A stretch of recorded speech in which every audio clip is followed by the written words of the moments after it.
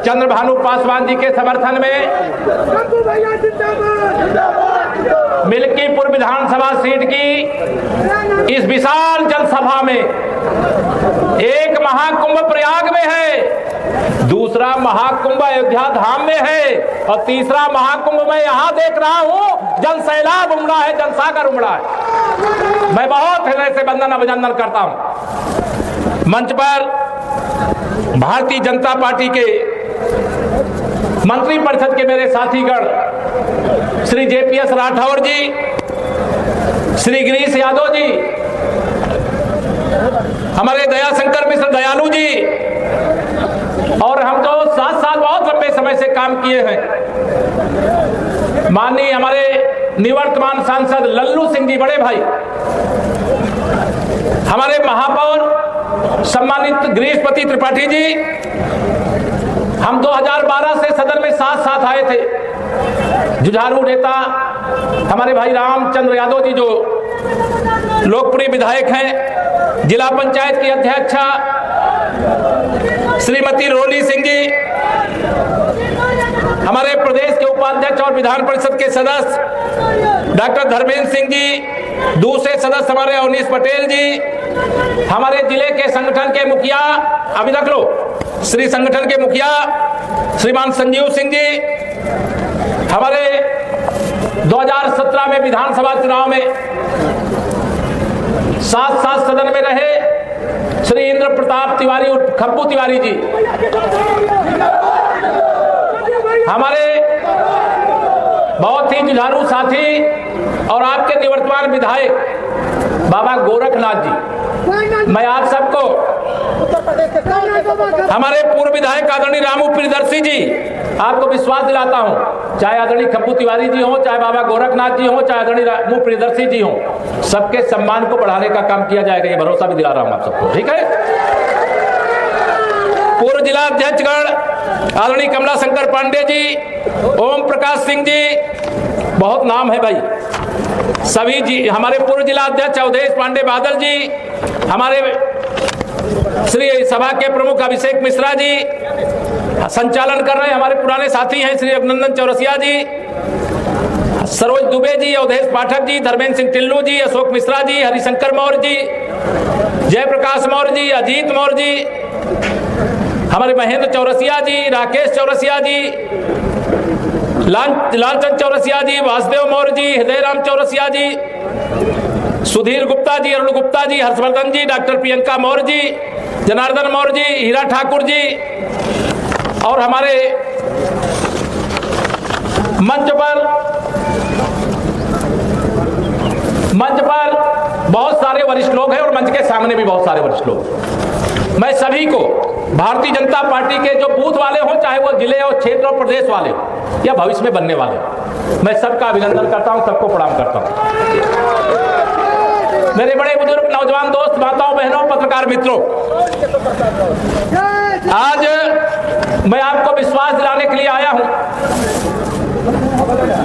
कि समाजवादी पार्टी की साइकिल तो पंचर हो चुकी है,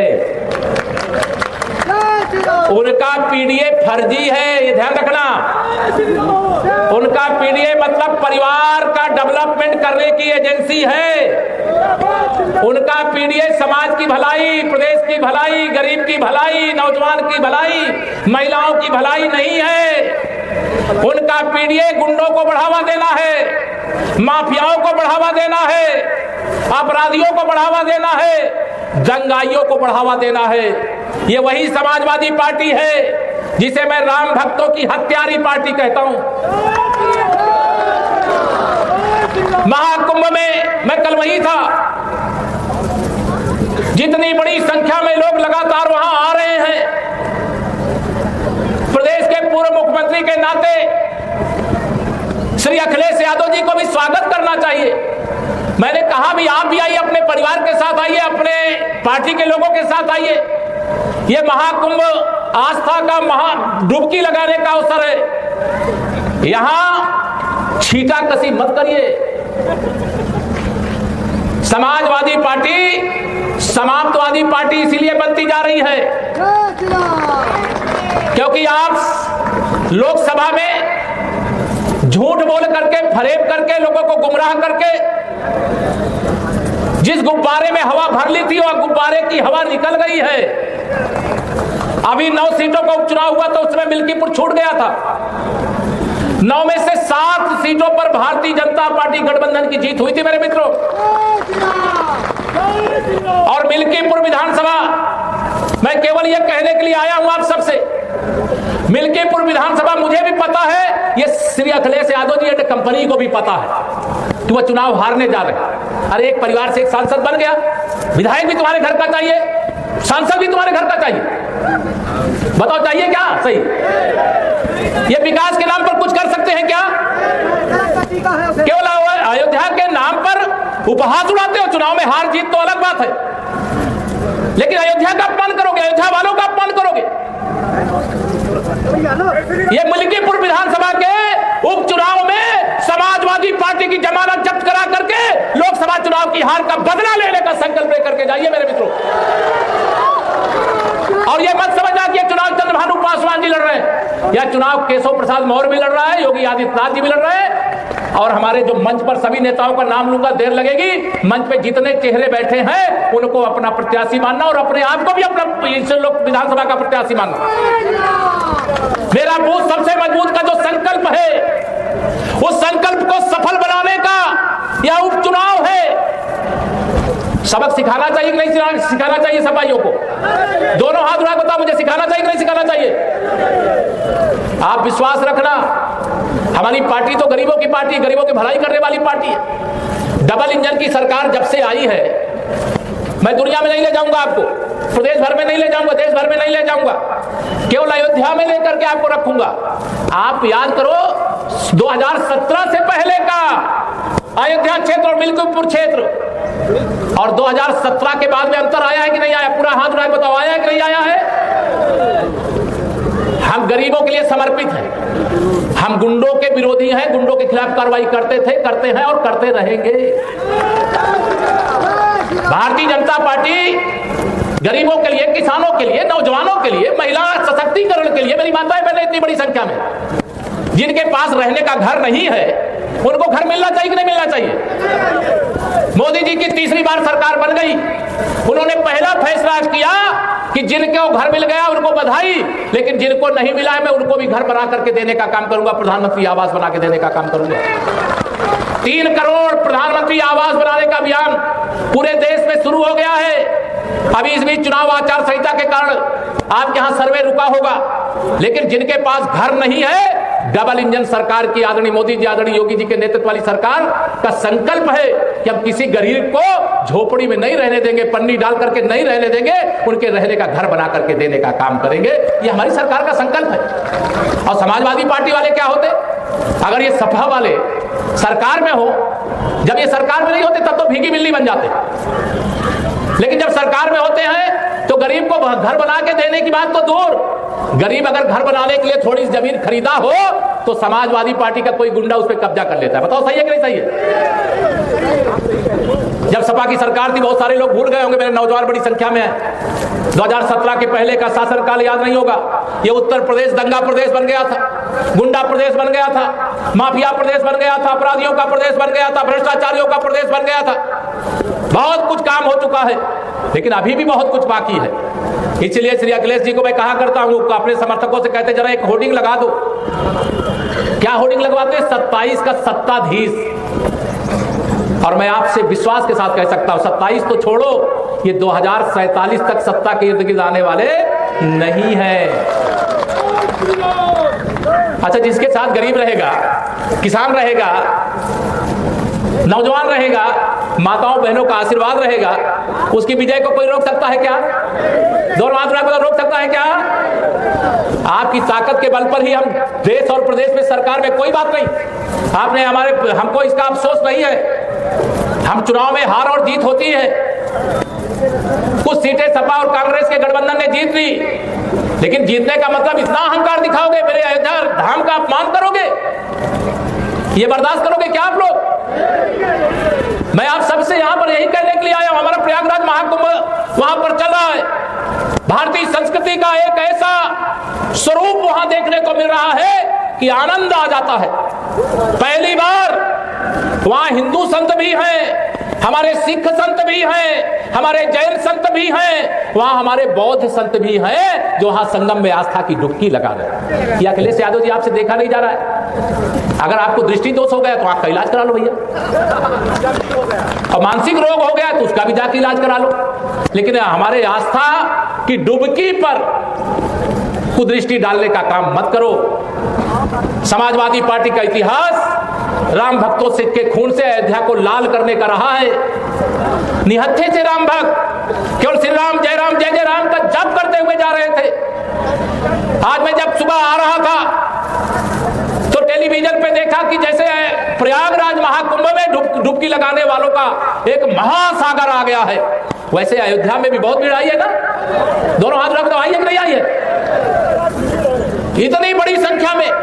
अब श्री अखिलेश यादव जी की ये समझ में आएगा, जब 2 लाख से लेकर के 5 लाख लोग रोज आएंगे तो रोजगार क्या सैफई वालों को मिलेगा कि अयोध्या वालों को मिलेगा?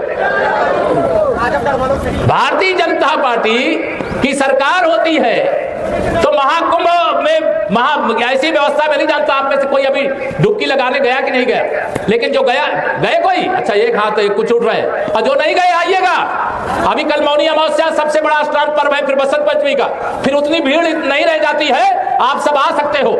लेकिन अगर श्री अखिलेश यादव जी की सरकार हो तो सैफई महोत्सव होता है, सैफई में डांस होता है, महाकुंभ और अयोध्या जैसा धाम नहीं होता, काशी जैसा धाम नहीं होता। मैं आप सब लोगों को आज यहाँ पर ये कहना चाहूंगा कि 2024 के लोकसभा चुनाव में निश्चित तौर से जब माननीय नरेंद्र मोदी जी के नेतृत्व में हमारी तीसरी बार सरकार बन गई, उससे देश भर में खुशी की लहर जरूर थी, लेकिन मोदी जी के नेतृत्व में जब बहुमत नहीं मिला तो उसका कष्ट भी था, मलाल भी था। लेकिन 2024 के लोकसभा चुनाव के बाद हरियाणा में विधानसभा चुनाव हुआ, और वहां के चुनाव में क्या हुआ? तीसरी बार भाजपा सरकार बनी और वहां कमल खिल गया। महाराष्ट्र में चुनाव हुआ, बहुत सारे यहां के लोग मुंबई रहते हैं, इतनी बड़ी विजय जैसे 2017 में हम लोगों को यहां पर मिली थी 325 सीटें। सारे महाराष्ट्र के राजनीतिक इतिहास में जितनी बड़ी विजय किसी भी दल के खाते में रही होगी, उससे बड़ी विजय वहां भारतीय जनता पार्टी गठबंधन को मिली। मैं आप सबका आह्वान करना चाहता हूं, निवेदन करना चाहता हूं, यहां मेरे कार्यकर्ता साथी उनसे भी कहना चाहता हूं, आप जनता से जो वादा करोगे पूरा करने की गारंटी देकर के जा रहा हूं। गरीब की भलाई के लिए आप जनता के बीच में जाते हो। 5 तारीख को मतदान होना है, और मतदान का प्रतिशत, मेरा बूथ सबसे मजबूत नारा ठीक है, लोग वोट देना चाहते भाजपा को, बताओ देना चाहते कि नहीं देना चाहते? दोनों हाथ में बताओ, देना चाहते कि नहीं देना चाहते? चंद्रभानु जी को जिताना चाहते ना? मैं इसमें एक आगे बात इतना कह रहा हूं, इनको जिता करके और समाजवादी पार्टी की साइकिल को पंचर करके उसको कायदे से पैक करके सैफई पार्सल कर दीजिए। कर दोगे? मेरा कहना है, मैं सपा को की जमानत में यहां जब आया, मैं सोचा मैं क्या करने जा रहा हूं, वहां तो भाजपा का कमल खिल ही रहा है, तो मैंने कहा एक लक्ष्य देकर के आता हूं, और वह लक्ष्य है समाजवादी पार्टी की जमानत जब्त कराने का। जमानत जब्त कराओगे? आज कौन सी तारीख हो गई? 28। कितने दिन चुनाव को बचा?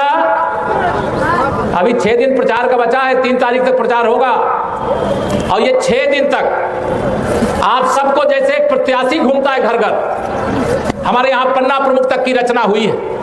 मैं आप सबको यही कह करके जाऊंगा कि मेरा बूथ सबसे मजबूत, इतने बड़े अंतर से जिताना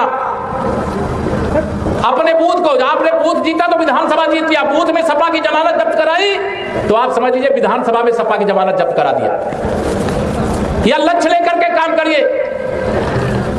समाजवादी पार्टी को वोट डाल देने का मतलब है वो कुएं में डाल देना जिसका कोई लाभ ना हानि। कोई लाभ हो सकता है क्या सपा को वोट देने का? बताओ, हो सकता है क्या? जब सपा को वोट देने का लाभ नहीं हो सकता तो वोट बर्बाद करना है क्या? जो यहाँ आए हैं उनसे तो मैं कह ही रहा हूं, यहां आने के बाद आप अपने अपने क्षेत्र में जाइए। ये हमारा जो विकास खंड है मार्टिनगंज है ना, हरिटनगंज है, हरिटनगंज वाले ब्लॉक विकास खंड के और हमारे सब ब्लॉक में बनाए थे, मिले थे, उनसे भी मैं निवेदन करूंगा कि सारे विकास खंड जो इस क्षेत्र के अंदर पड़ते हैं पूरी ताकत के साथ आप जाइए लोगों से मिलिए। हमारे बूथ अध्यक्ष हैं, हमारे पन्ना प्रमुख हैं, हमारे शक्ति केंद्र के कार्यकर्ता हैं, पार्टी के कई पदाधिकारी, हमारे मंत्रिपरिषद के कई साथी आप सबके बीच में हैं। लेकिन यहाँ आपको सहयोग करने के लिए आए। ये चुनाव आप ही को लड़ना है, आप ही को जीतना है और विजय का तिलक आपको ही लगना है। और मैं आपको यह जरूर कह करके जाऊंगा जिलाध्यक्ष जी और सभी पार्टी के वरिष्ठ नेतागण कि हम लोग आज तो आए ही हैं, लेकिन 8 तारीख के बाद फिर आना चाहते हैं। बुलाओगे? देखो सब लोग हाथ नहीं उठा रहे। बुलाओगे ना? ऐसा नहीं कि अकेले अकेले जो है यहाँ, चूंकि आपकी बार 2 होली बनाओगे, एक 8 तारीख को, एक आगे आने वाली होली भी बनाओगे। तो आगे जो होली वाली गुजिया है, मैं चंद भानु जी से ये जरूर कहूंगा 8 तारीख के बाद जब भी विजय उत्सव का कार्यक्रम हो, पार्टी के लोगों से कहूंगा कि उसमें मुझे भी बुला लीजिएगा, मैं भी आप सबके बीच में आना चाहता हूं। लेकिन कई बार क्या होता है, उत्साह बहुत होता, उत्साह में कई बार अपना लक्ष्य आप भूल जाते हो। तो इस समय हमारा सारा उत्साह 5 तारीख तक इस बात पे बना रहना चाहिए कि हम हर घर तक जाएंगे, हर मतदाता तक जाएंगे। कौन वोट देना चाहता है, कौन नहीं वोट देना चाहता, बूथ वाला कार्यकर्ता हमारा अच्छी प्रकार से समझ लेता है।